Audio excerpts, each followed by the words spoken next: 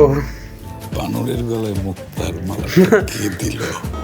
ও এই সিনটা সুন্দর আছে। দুইটা কথা সবসময় মনে রাখবে। হেই গাইজ, ঈদের সিনেমা বর্ণলতা এক্সপ্রেসের টিজার এসে গিয়েছে, যেটাকে মূলত তারা ফার্স্ট লুক বলতেছে।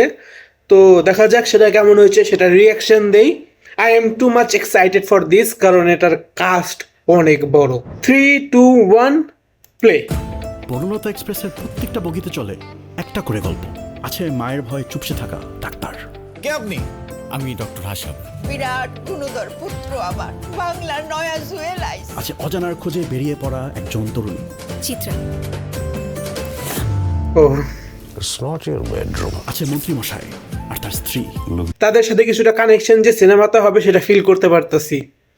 লোকজন যখন আমাদের দেখে মাঝে মাঝে ভাবে বানরের গলায় মুক্তার মালা কে দিল?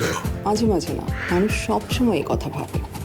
আছে বদমেজাজি স্বামী মিস্টার গফুর, আজিজ, আমার বউ আমার কোন কথা শোনে? আর সবার গলার কাটা হয়ে আছে, গলা পর্যন্ত মদে ডুবে থাকা এক মুরব্বী।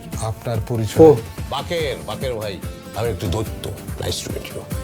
যেমনটা দেখলা যে আমরা প্রত্যেকটা চরিত্রের একটা নির্দিষ্ট স্পেসিফিক অভ্যাস দেখতে পারছি। যেমন শরীফুল রাজের চরিত্র তার মাকে অনেক ভয় পায়। সাবিনা নূরের চরিত্র কিন্তু কি করে, ঘুরতে এসছে, একটু নতুন কিছু এক্সপ্লোর করতে চাচ্ছে। তারপর হচ্ছে শ্যামল মোল্লার চরিত্র, সে একটু চেতা। তারপর হচ্ছে মোশাররফ করিমের চরিত্র, যে একটা টাউট।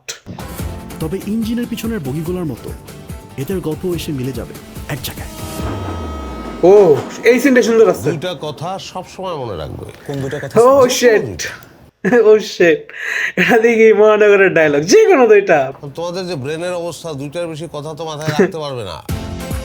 ওয়াও, কি ভাবতেছেন আমি আসলে কে? সেটা না হয় সিনেমা হলে এসে দেখলেন। তুমি এইরকম বেটা মানুষের মতো হাসলা কেন?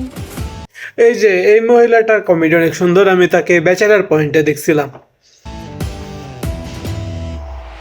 তানিম নূর 100% খাঁটি বাংলাদেশি ছায়াছবি। সেই ফিলটা পাওয়া যেতেছে। অ্যান্ড মনে হচ্ছে যে এটা অসম কমেডি সিনেমা হবে। দেখা যাক ঈদের বাকি সিনেমা যেমন প্রিন্স, রাক্ষস, এদের টিজারটা কেমন হয়, এরা আমাকে কতটা এক্সাইটেড করতে পারে সিনেমার জন্য। তো তোমাদের এই টিজারটা কেমন লেগেছে সেটা কমেন্টে জানাইতে পারো।